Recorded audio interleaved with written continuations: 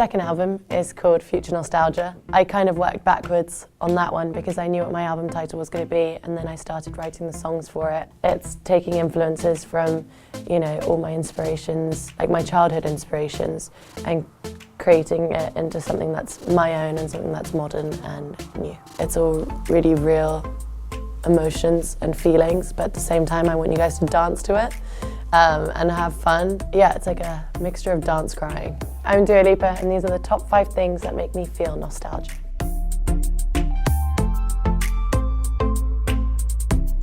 The first thing that makes me feel nostalgic, I guess a song that reminds me of my childhood, like Cry Me a River by Justin Timberlake.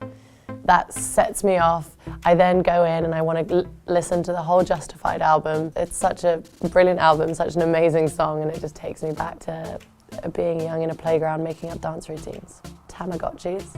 I feel like I need to get a new one because I was really good at looking after them. I don't know why, but somehow it didn't die, maybe because I wasn't paying attention in class and I was playing with my Tamagotchi. But now it's all this grown-up stuff and having to look after plants, and I just can't seem to get that together at all. I had like a pink and white egg shaped one. It was with me everywhere. And then when it did eventually pass away, it still hung in my room. Kind of morbid, but kind of cute at the same time. The next thing that makes me feel nostalgic is ring pops. I was on holiday for New Year's with my friends, and I walked into a shop and I was buying like a bunch of sweets, and I see ring pops.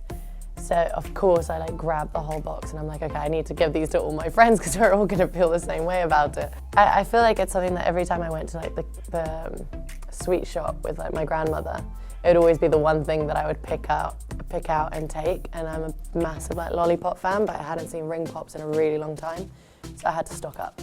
Oh, light up trainers.